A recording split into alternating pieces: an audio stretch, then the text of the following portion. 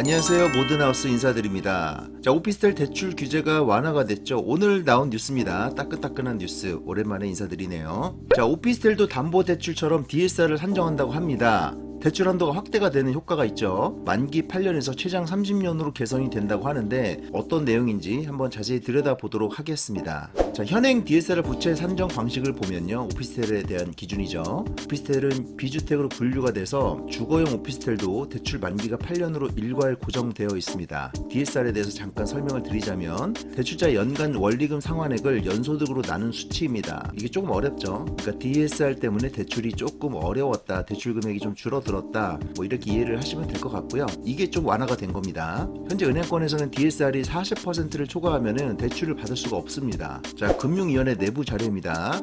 오피스텔의 총 부채 원리금 상환 비율 DSR이라고 하죠.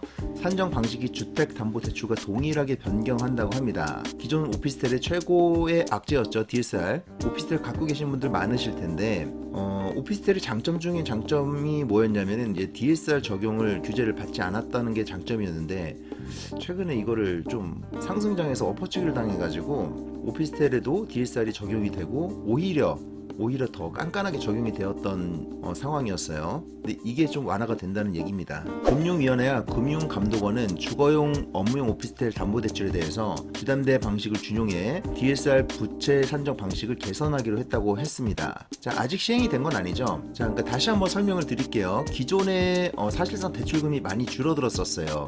기존에는 오피스텔 담보대출 실행 시 상환 방식과 무관하게 대출 총액을 8년으로 나누는 식으로 DSR을 계산을 했었거든요. 이러다 보니까 대출을 받을 금액이 굉장히 많이 줄어들었었던 그런 상황이었습니다.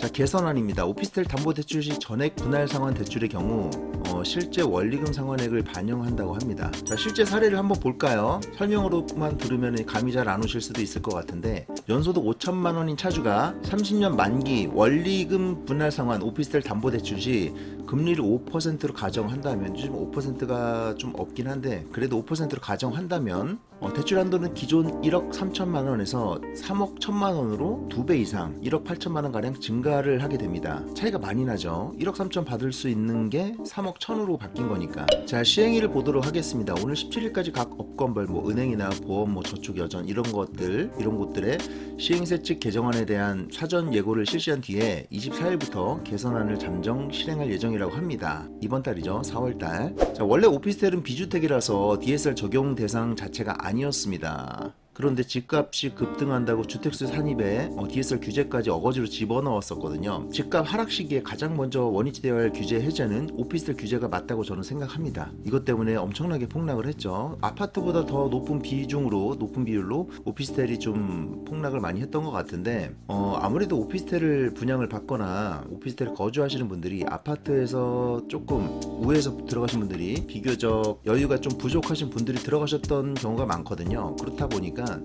아파트보다 오피스텔을 조금 더 규제를 완화해줘서 접근성이 조금 더 쉽게 해주는 게 정부에서 해야 할 일이 아닌가, 저는 그렇게 생각을 합니다. 오피스텔도 조만간 빛을 볼 날이 올 것 같아요. 그러니까 조금만 더 기다려 보시면 좋은 날이 오지 않을까, 저는 그렇게 생각을 합니다. 자, 두 가지 과제가 남았죠. 특례 보금자리론과 주택수 배제가 남아 있습니다.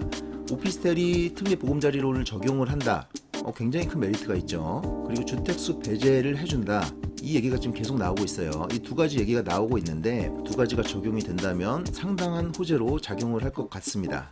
자, 오피스텔도 봄은 온다고 생각을 합니다. 아파트는 지금 봄이 오고 있죠. 한참 겨울이 지나고 따뜻한 온기가 조금씩 퍼지고 있는데 오피스텔도 조만간 봄이 오지 않을까, 저는 그렇게 생각을 합니다. 그리고 빌라라든가 그런 것들은 조금 더 기다려 봐야 되지 않을까, 저는 그렇게 생각을 합니다. 자, 오늘 영상 여기까지 하도록 하겠습니다. 영상 유익하셨다면 구독 부탁드리고 다음 영상에서 또 뵙도록 하겠습니다. 감사합니다.